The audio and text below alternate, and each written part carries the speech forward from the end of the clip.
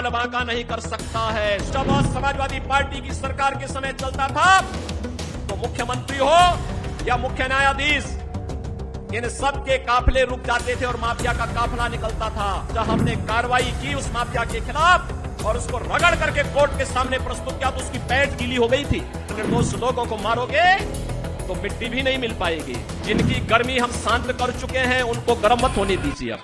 अभी जम्मू कश्मीर से आ रहा हूं और केवल यहां की सभा के लिए आया हूं, अन्यथा मेरे और भी कार्यक्रम थे। मैंने कहा नहीं, मैं जाऊंगा सरधना में, मैं इस बार जरूर जाऊंगा, 24 में मैं जरूर जाऊंगा। और बहनों भाइयों, मैं इसीलिए आया हूं आपसे कहने के लिए, जो लोग गुमराह कर रहे हैं उनके गुमराह में आने की आवश्यकता नहीं। ये लोग कभी नहीं आएंगे। फिर जाति के सौदागर उपयोग करेंगे, बाद में सौदेबाजी करके गायब हो जाएंगे। हमें किसी भी ऐसे व्यक्ति के बहकावे में नहीं आना है जिससे हमारा राष्ट्र धर्म खतरे में आए। याद रखना, इस देश के राष्ट्र धर्म को हमेशा खतरा जब भी आया है इन्हीं लोगों के कारण आया है, जिन्होंने जातीयता के आधार पर समाज के सामाजिक ताने बाने को छिन्न भिन्न किया है, हमेशा छिन्न भिन्न किया है। और बहनों और भाइयों, मैं आपको इस बात के लिए आश्वस्त करता हूं कि कोई माय के लाल बाल बांका नहीं कर सकता है। सुरक्षा की इतनी पुख्ता व्यवस्था हमने की है यूपी के अंदर।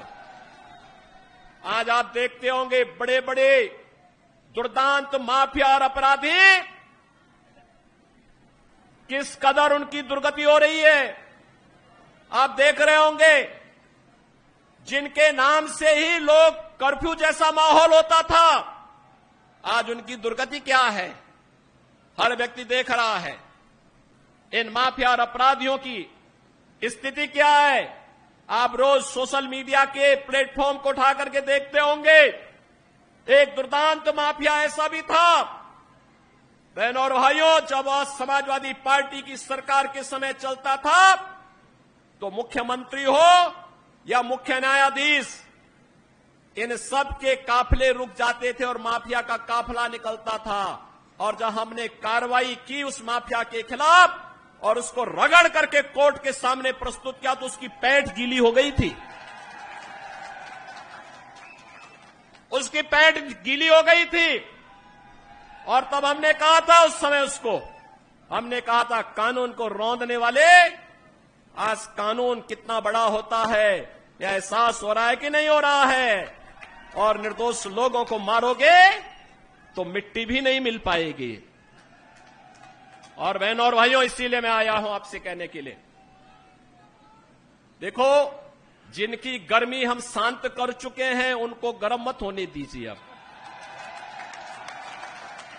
इस क्षेत्र को विकास की मुख्य धारा के साथ जुड़ने दो। उनकी सबकी गर्मी शांत हो गई है, वे गए काम से। और इसीलिए मैं आप सबसे अपील करने के लिए आया हूं कि पूरे देश की एक आवाज है, पूरा देश एक ही स्वर में बोल रहा है।